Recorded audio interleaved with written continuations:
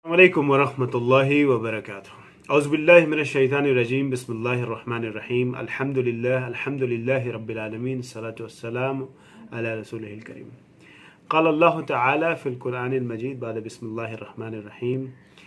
वला तकूनू कल्लज़ीना नसुल्लाह फ़अंसाहुम अनफुसहुम उलाइका हुमुल फ़ासिक़ून। ये सूरह हशर की एक आयत है जो 19वें नंबर पे है, जिसमें अल्लाह ताला फरमाते हैं उनमें से ना हो जाओ जिन लोगों ने अल्लाह को भुला दिया। फ़अंसाहुम अनफुसहुम, फिर अल्लाह ने उनको भुला दिया उन्हीं के नफ्सों से, उन्हीं की खुदी से। उलाइका हुमुल फासिकून, और यही लोग हैं जो फासिक हैं। ये असल में आयत एक बहुत ही, जिसे कहते हैं, गहरी बात कहती है जो इंसानी साइकोलॉजी से रिलेटेड है, और इंसान के सामने जो सबसे बड़ा सवाल है कि वो आखिर है कौन, उसकी तरफ ये इशारा करती है और रोशनी डालती है। और जो सबसे बड़ा सवाल इंसान का है वो बहुत सिंपल भी है और बहुत मुश्किल भी है। और वो सवाल सिंपली ये है कि हु आर यू, आप हैं कौन। और जब ये कहा जाता है हु आर यू, तो लगता है यार ये तो बड़ा सा सिंपल सा जवाब है, I am Ahmed, I am Mohammad, I am something XYZ। लेकिन ये बात उसकी नहीं हो रही है। ये तो नाम दिए गए हैं, ये तो बॉडी दी गई है, ये तो आँखें और बदन के हिस्से दिए गए हैं उन डिज़ायर्स को पूरा करने के लिए जो अल्लाह ताला ने इंसान के नफ्स में रख दिया है। लेकिन क्या ये हम हैं? तो ये हम नहीं है, ये हमारा है। हमारा हाथ, हमारा चेहरा, हमारा बदन, हमारी नाक, और बदन के किसी हिस्से को भी रेफर करके आप कहेंगे ये हमारी नाक, हमारा समथिंग। बट मैं कौन हूं? हु एम आई? तो पता चलता है ये हमारा जो कह रहा है ये है कौन। यानी ये वो चीजें हैं जो हमारे लिए दी गई हैं, हमारे लिए अमानत हैं, जिसे इस्तेमाल करना है हमें।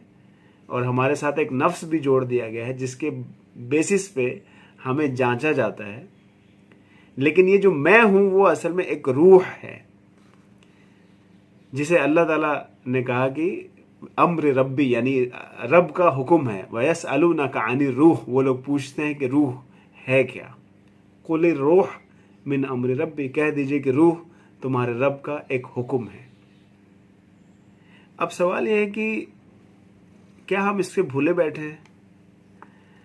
तो सच बात यह है कि यहाँ तक कि जो लोग अल्लाह को मानने वाले हैं और अल्लाह के बताए हुए अहकाम के हिसाब से अपनी ज़िंदगी गुजारने वाले हैं, उनमें से भी अक्सर अल्लाह को भूल जाते हैं।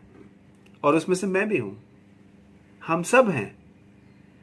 और ये भूलना और याद करना, ये दो कश्मकश हैं, यानी दो एक्सट्रीम के बीच में, कि एक जो रूह है वो चाहता है कि वो अल्लाह को याद करे और अल्लाह की याद में उसके लिए सुकून है, दिल का इत्मीनान है, रूह का इत्मीनान है। और एक है जो शैतान है, वो चाहता है कि हम अल्लाह को भूल जाएं। यहाँ पे एक बात बहुत अच्छे से समझने की ज़रूरत है कि ये जो शैतान है इसकी एक हकीकत है। ये हवा में या कोई बनाई हुई बात नहीं है। इसका एग्जिस्टेंस उतना ही सच्चा है जितना एग्जिस्टेंस अल्लाह का होना है। और शैतान के सबसे बड़े चालों में जो हरबा है वो ये है कि वो ये दुनिया को बताता है कि मैं हूं ही नहीं। यानी इंसानों को अपने बारे में ऑब्लिवियन रखना कि हम है ही नहीं, हम तो कुछ है ही नहीं, ये सबसे बड़ी चाल है उसकी। इसलिए जब हम शैतान के बारे में बहुत डिस्कशन करते हैं तो लगता है जैसे हम किसी एलियन की बात कर रहे हो, किसी अजनबी सी चीज की बात कर रहे हो। हालांकि शैतान, हम में से कोई ऐसा नहीं जो शैतान से खाली हो। और इसको एक वेस्टर्न ऑथर ने बड़े अच्छे से कहा, मेरे ख्याल से ये चीज बहुत क्लियर कर देगी। There are two dogs inside me and they keep fighting each other all the time. मेरे अंदर दो कुत्ते हैं, उसने कुत्ते का एग्जाम्पल लिया, जो हमेशा एक दूसरे से लड़ते झगड़ते रहते हैं। तो किसी ने पूछा कि जीतता कौन है उनमें से? तो उसने बड़ी अच्छी बात की, उसने कहा कि जिसको मैं ज्यादा खिलाता हूं वो जीतता है, जिसको मैं ज्यादा खिलाता हूं वो जीतता है। The one to whom I feed more wins। अब ये अच्छा, इसी चीज को अब हमें समझना होगा कि हमारे अंदर एक नफ्स है जिसके अंदर डिजायर्स हैं, रिप्रोडक्टिव डिजायर्स हैं, अपने आप को बचाने की डिजायर्स हैं, अपने आप को ऊंचा करने की, दुनिया के सामने बहुत बड़ा बनने की, ठीक है, एक घर होने की, यानी ये जो सर्वाइवल इंस्टिंक्ट से इंसान के अंदर आती है या रिप्रोडक्टिव इंस्टिंक्ट से आती है, ये इंसान के अंदर एक नफ्स है, यानी it's a what you call कॉन्ग्लोमरेशन of desires, ठीक है। बहुत सारे ख्वाहिशात हैं जो इंसान के अंदर है, जो नफ्स है। ये ख्वाहिशात अपने आप में अच्छी या बुरी नहीं है, ठीक है। ये ख्वाहिशात अपने आप में, आई रिपीट, अच्छी या बुरी नहीं है। इन ख्वाहिशात को आप किसके कहने से पूरा करते हैं, लेफ्ट या right, that's makes the whole difference. And when I say left and right, I mean the one someone just referred as to dogs. एक जो है अच्छा है, जो रूह है, वो चाहता है कि इन सारे ख्वाहिशात को अल्लाह के हुक्म के मुताबिक पूरा किया जाए, और एक होता है शैतान जो चाहता है कि अल्लाह की नवाही में, यानी जो अल्लाह ने मना किया है उसमें उसको पूरा किया जाए, ना हराम तरीके से इसको पूरा किया जाए, और हमारा रूह चाहता है कि इसको हलाल तरीके से पूरा किया जाए, और इन दोनों में हमेशा टसल रहता है। अब सवाल ये अगेन कि जीतता कौन है, किसके हिसाब से हम अपने इन ख्वाहिशात को पूरा करते हैं। Who wins is the one to whom I feed more। जिसको मैं ज्यादा खिलाता हूं वो जीतता है। आप वो हदीस याद कीजिए जिसमें रसूल सल्लल्लाहु अलैहि वसल्लम फरमाते हैं कि जब तुम्हारी नजर किसी औरत पे पड़े तो जो पहली नजर है वो तुम्हारी है, ठीक है, रूह वाली नजर है, रिकॉग्नाइज करने की है कौन है, और दूसरी जो नजर है वो किसकी है, किसकी है, शैतान की है। तो कहां गया शैतान, दिखा शैतान हमें, कहां है शैतान। तो ये असल में जिसको शेख सादी ने कहा कि ये रहमतुल्लाह अलैह, कि ये आपस में एक इस तरह से गुत्थम गुत्थी है जैसे कि पानी और आटा, ठीक है। इसलिए इसको डिफरेंशिएट करना बड़ा मुश्किल काम है, लेकिन इसके इंडिकेशंस है कि हम समझ जाते हैं कि ये किसकी तरफ से है, शैतान की तरफ से या इंसान की तरफ से। और अगर शैतान इतना रिलेवेंट नहीं होता हमारी जिंदगियों में तो अल्लाह जो है उसको हर जगह जगह पे मेंशन नहीं करते। कम से कम 80 बार जो है शैतान का नाम कुरान में आया है। शैतान को कहा गया खुतवात शैतान, यानी जो उसके फुट स्टेप हैं उस पर ना चलो। शैतान को कहा गया है टच्ड बाय शैतान, यानी जिसको शैतान ने छू लिया हो वो जैसे नशे में घूमता है, ये आया है। फिर शैतान के वो सारे जो डिस्क्रिप्शंस हैं, जो डिटेल्स हैं आदम अलैहिस्सलाम से डिस्कशन के, वो पूरे डिटेल में है। कुरान को पढ़ने के लिए जो हुक्म है, कुरान कहता है पढ़ो नहीं मगर ये कि इस पे औज़ु बिल्लाहि मिनश शैतानिर रजीम पढ़ लिया करो, यानी औज़ु बिल्लाहि मिनश, मैं अल्लाह की पनाह चाहता हूं शैतान मरदूद से। आप सोचिए कितना यानी हाउस होल्ड चीज है, कितनी डीपली कनेक्टेड चीज है कि हम कुरान को जब भी पढ़ें औज़ु बिल्लाहि मिनश शैतानिर रजीम पढ़ें। कुरान की कोई आयत पढ़े औज़ु बिल्लाहि मिनश शैतानिर रजीम पढ़ रहे हैं। फिर जो हम आयत अक्सर पढ़ते हैं कुल औज़ु बिरब्बिन नास मलिकिन नास इलाहिन नास, इसमें भी आता है वसवासिल खन्नास, जो वसवसा डालता है, जो वसवसा डालता है, मिनल जिन्नति वन नास, उनमें से जो जिन्न है और उनमें से जो इंसान है, यानी जिनको ये कहीं ना कहीं एक ज़ॉम्बी की तरह चीज है कि शैतान जिसको छू देता है फिर वो उसको छूता रहता है, उसको लेते लेते अपने आप उसको भी शैतान बना देता है। टच्ड बाय शैतान over a period of time, culturing, वो खुद भी शैतान बन जाता है, जो जिन्नों में से भी होते हैं और इंसानों में से भी होते हैं। ये जो वसवसा डालने वाले शैतानों में से भी होते हैं, यानी इंसानों में से भी होते हैं और जिन्नातों में से भी होते हैं, जिनको एक कलेक्टिव सेंस में कहा गया है कि ये शैतान है। तो इसका मतलब ये है कि शैतान जो है वो कोई बड़ी दूर की चीज नहीं है और कोई ऐसी चीज नहीं है जिसका हमसे कोई रिलेवेंस नहीं है या चलते फिरते कभी टकरा जाएगा, नहीं।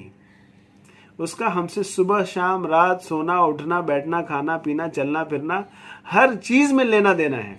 और यही वजह है कि बार बार शैतान से पनाह की बात की गई है। ये इसी दिमाग, ये जो दिमाग है हमारे अंदर, जो ब्रेन हम कहते हैं, ये भी एक न्यूट्रल चीज है जिसको दोनों इस्तेमाल करते हैं।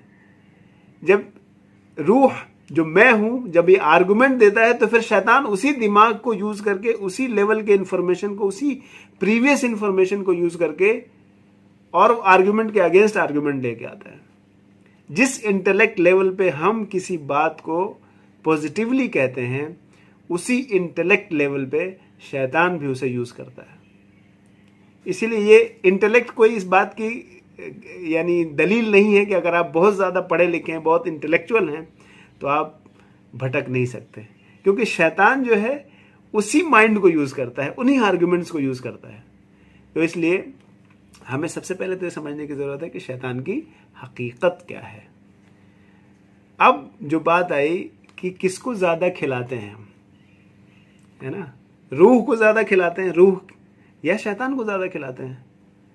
तो अब रोड पे चले हमने, एक नज़र पड़ी लेकिन अब नज़र नहीं हटी, दोबारा नज़र पड़ी, तिबारा नज़र पड़ी, नज़र नहीं हट रही है, तो ये खाना किसको जा रहा है? शैतान को। वो कहा जाता है तुम बिस्मिल्लाह पढ़ के खाना ना खाओ तो शैतान खाता है। तो हर वो चीज़ जो हराम से है, बल्कि मकरूहात जिसको अल्लाह ताला ने कहा है कि मत करो, बचो, ये सब फीडिंग है, किसको जा रही है? शैतान को। यही इंसान, हम ही, मैं, आप, हम फीड करते हैं शैतान को, अपने अंदर जो शैतान है, और अपने ही अंदर जो रूह है उसको भी फीड करने का तरीका है।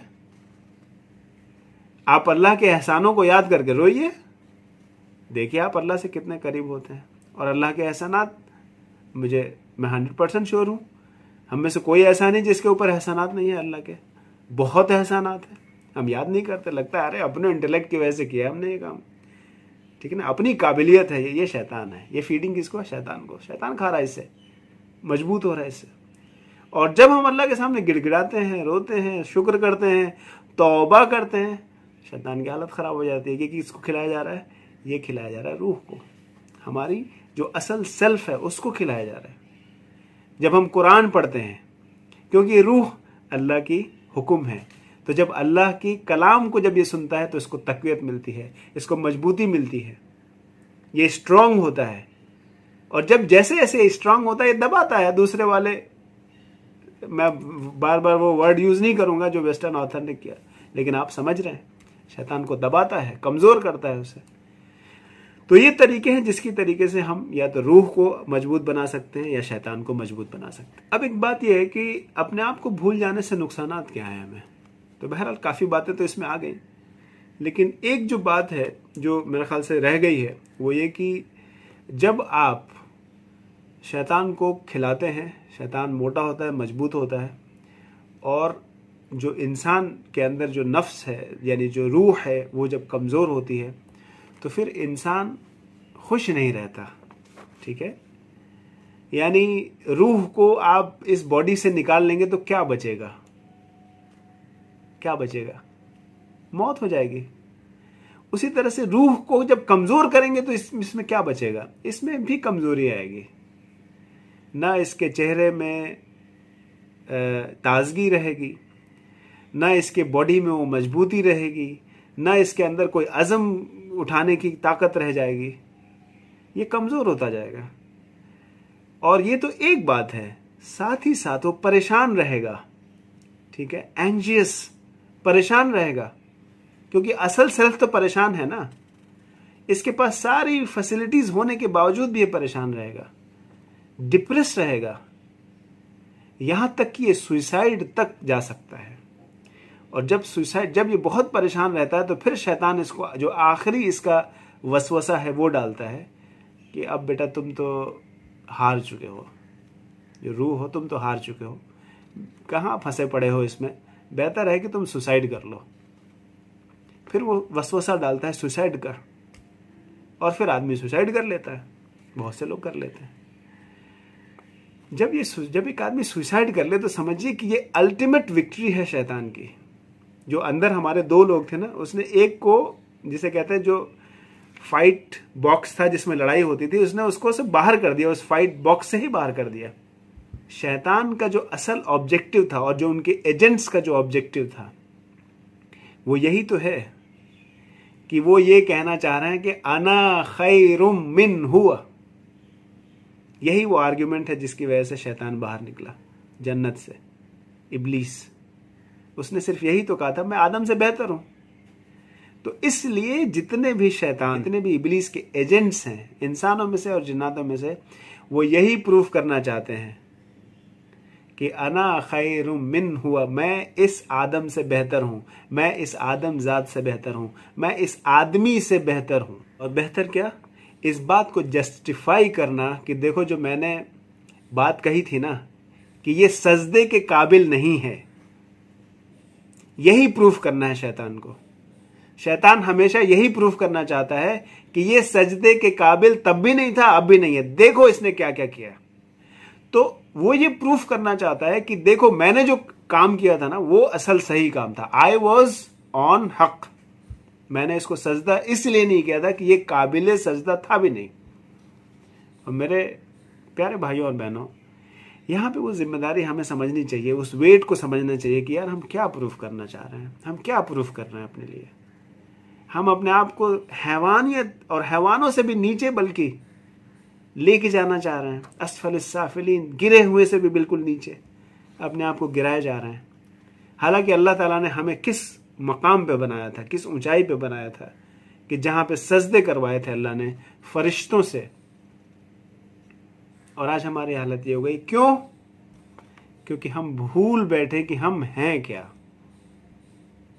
हम समझते हैं कि जैसे बाकी जानवर हैं, हम भी एक थोड़े से उनसे अलग, थोड़े से हाईली इंटेलेक्चुअल जानवर हैं। नहीं, हम जानवर नहीं हैं, हम वो इंसान हैं जिसे फरिश्तों ने सजदा किया था, यही जानना है हमें। हम वो रूह हैं जिसे अल्लाह ने रूह बना के एक रूह दिया हमारे अंदर, ये हम हैं, असल हम ये हैं। और अपने आप से भुला देने का मतलब कि आप यही भूल जाओ कि आप हैं कौन। तो फिर आप क्या सोचते हैं? फिर आप समझते हैं कि मैं तो बस पैदा हुआ हूं मैक्सिमम प्लेजर गेन करने के लिए। मैक्सिमम प्लेजर ये तो इम्तिहान के लिए था ना। इंसान की जो डिजायर्स थी वो इम्तिहान के लिए थी, that was for the sake of test. यही तो भूल गए हम, और हमने अपनी जिंदगी का मकसद बना लिया। हमें इस रूह के इर्तका यानी इसको ऊंचाई पे लेके जाने का जो हमारा मकसद था उसको भूल गए, और हमने ये जो डिजायर्स थी जो सिर्फ इम्तिहान के लिए आई थी, कुछ दिनों के लिए आई थी, 3 घंटे के लिए आई थी, उसको हमने समझा यही पर्पस ऑफ लाइफ है। और फिर हमने कहा pleasure is the purpose of life, so maximise your pleasure.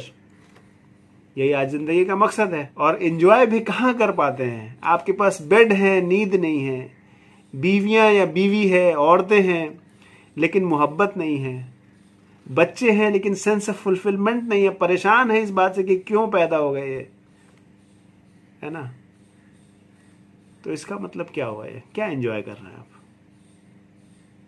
ठीक है, असल एंजॉयमेंट, असल जो पीस ऑफ माइंड, असल ट्रैंक्विलिटी अल्लाह को याद करने में है, जिसे अल्लाह ताला ने कुरान में फरमाया अला बिज़िक्रिल्लाहि तत्मइन्नुल क़ुलूब, बेशक अल्लाह के जिक्र में ही दिलों का इत्मीनान है। अल्लाह हमें कुरान को अच्छे से समझने की तौफीक दे और हमें सीधे रास्ते पर रखे। जज़ाकल्लाह खैर। अस्सलामु अलैकुम व रहमतुल्लाहि व बरकातुहू।